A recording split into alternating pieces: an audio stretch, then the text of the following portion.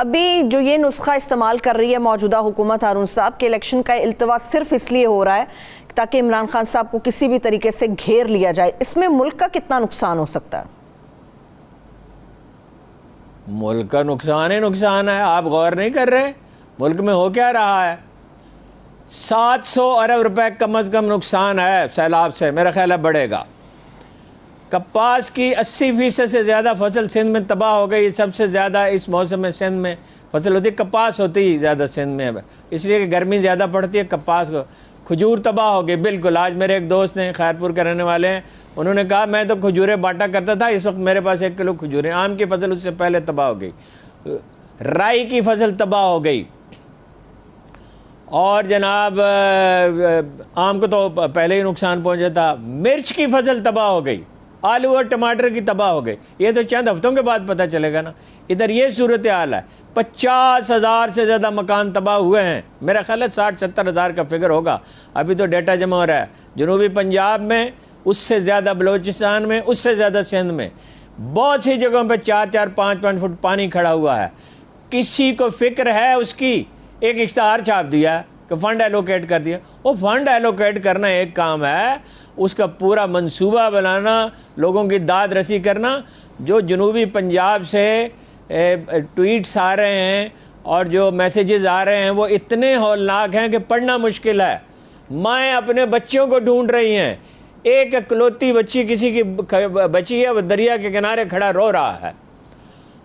बेशुमार हो गए। बलोचिस्तान में तो मकानात ज़्यादा कच्चे ही होते हैं, मकानात बह गए।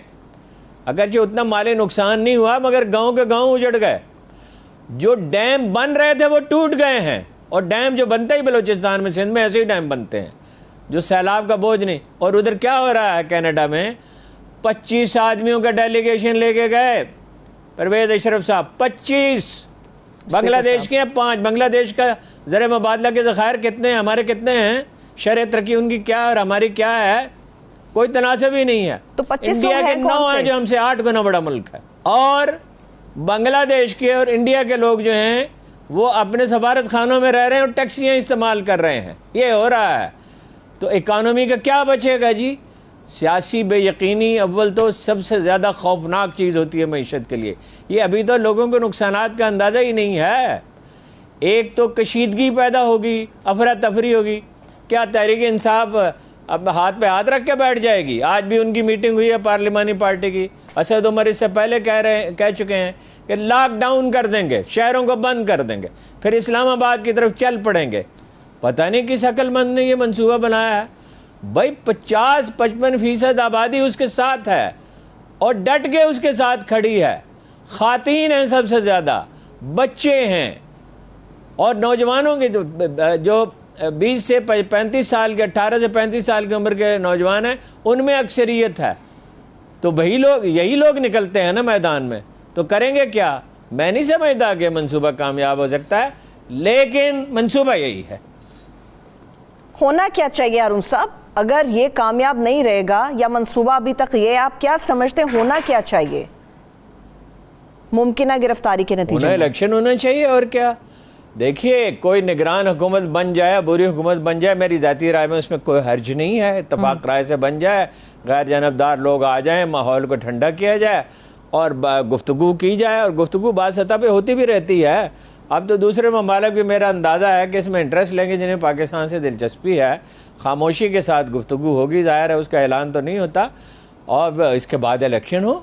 और क्या है, मामला तय किए जाएँ कि ये होगा। देखिए ना, इन्होंने उनके ख़िलाफ़ इतने मुकदमात बनाए। उन्होंने वो शर्की थाने में, कैंट में, पेशावर में दरख्वास्त दे दी है। शेर मोहम्मद गालबन वकील है, मोहम्मद शेर नाम, क्या नाम है, उन्होंने दरख्वास्त दी है। उसने भी अपना अमीन गंडापुर ने भी, अमीन गंडापुर जी। लेकिन ये है कि जब ये करेंगे तो सूबाई हुकूमतों को डांट डपट की है फवाद साहब ने कि आप लोग क्या बैठे क्या कर रहे हैं, आपके लीडर के खिलाफ गद्दारी के और दहशतगर्दी के पर्चे दर्ज हो रहे हैं। तो जाहिर है इससे कशीदगी फैलेगी। कोई सुलह के सिवा, कुरान मजीद कहता है सुलह खैर, भलाई सुलह में होती है। सुलह कैसे हो? ऐसी बात नहीं है कि इस मुल्क में कोई गैर जानबदार, मैं नाम ले सकता हूँ, ऐसे लोग हैं जिन पर कोई एतराज़ नहीं करेगा कि ये माकूल लोग हैं। लेकिन लेने नहीं चाहिए टेलीविज़न में, इसलिए कि अगर कोई काम होने वाला हो तो फिर उसमें रुकावट पड़ जाती है। मैं काफ़ी इस पर गौर करता रहा हूँ।